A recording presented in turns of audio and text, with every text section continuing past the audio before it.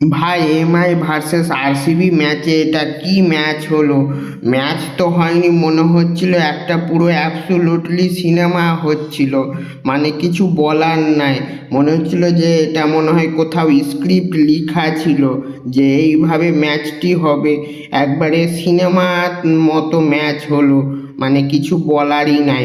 Mumbai Indians versus royal Challengers Bengaluru ম্যাচটি, যেখানে 200 plus run chase হয়ে যাচ্ছে, সেখানে মাত্র এইটুকু রানে দুটা টিম কি খেলা দেখালো, মানে বলার কিছু নাই।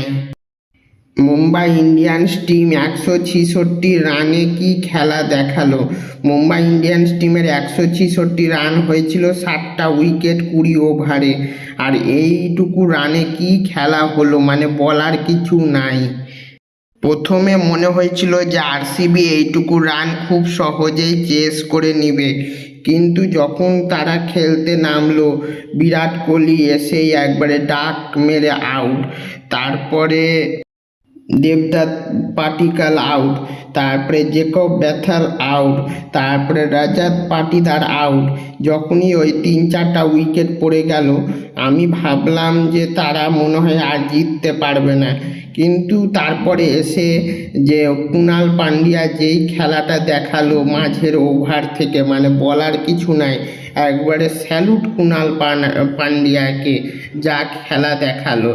কুণাল পান্ডিয়া তো না, এটা মনে হচ্ছিল কোনো রাক্ষস খেলা দেখাচ্ছে, কোনো দানব চলে এসেছে, যা মার মারলো, মানে বলার কিছু নাই। আমার মনে হচ্ছে যে যদি তখনকার ওই যে নামান্ধির ওই মানে বাউন্ডারির ওই পার থেকে যে তিলক বর্মাকে ক্যাচটি দিয়েছিল কুণাল পান্ডিয়ার, যদি তখন ধরে নিত, তাহলে ম্যাচটি মুম্বাই ইন্ডিয়ান্স টিম জিততে পারত। কিন্তু পরে ধরলো ঠিকই, কিন্তু তার আগে কুণাল পান্ডিয়া ম্যাচ তৈরি করে দিয়ে চলে গেছিলো 1-2টা ছক্কা মেরে। আর তার যাওয়ার পর রোমারিও শেফার্ডও আউট হয়ে গেল, আর টিম ডেভিড তো এসেই আউট হয়ে গেছিল। যখন রোমারিও শেফার্ডের উইকেটটি পড়ে গেল, তখন ভাবলাম যে ম্যাচটি মুম্বাই ইন্ডিয়ান্স টিম জিতে যাবে। তারপরে যে ভুবি এসে ওই একটা ছক্কা মারলো, তারপরে একবারে অবস্থা খারাপ হয়ে গেছিল। তারপরে লাগতো 2 বলে 3 রান। প্রথমে একটা বল মেরে 1 রান নিয়ে নেয়। তারপরে যে আরেকটা বল ছিল, লাস্টের বলটা, সেটা মেরে একবারে তাড়াতাড়ি 2 রান নিয়ে নেয়। 2টা বলার, ব্যাটারও না, 2টা বলার। আজকের ম্যাচের প্লেয়ার অফ দ্য ম্যাচ হলো ভুবনেশ্বর কুমার, যেভাবে খেললো ব্যাটিং আর বোলিংয়ে। আর কুণাল পান্ডিয়া তো ভালো খেলেছে। আরসিবি টিম এই ম্যাচে সব কিছুতে ভালো খেলেছে, আর মুম্বাই ইন্ডিয়ান্স টিমও সব কিছুতে ভালো খেলেছে।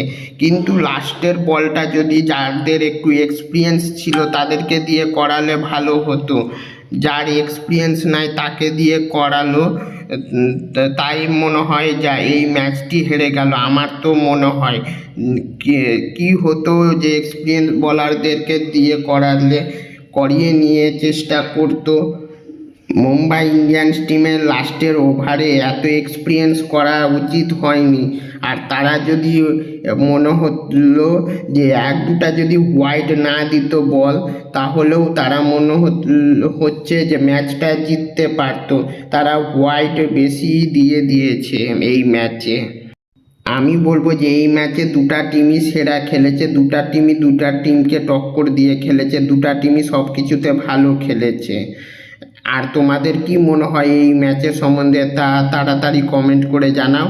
আরও যদি এরকম ক্রিকেটের ভিডিও আর আপডেট পেতে চাও, তাহলে আমার এই ইউটিউব চ্যানেলটি লাইক, কমেন্ট, শেয়ার, সাবস্ক্রাইব তাড়াতাড়ি করে দাও।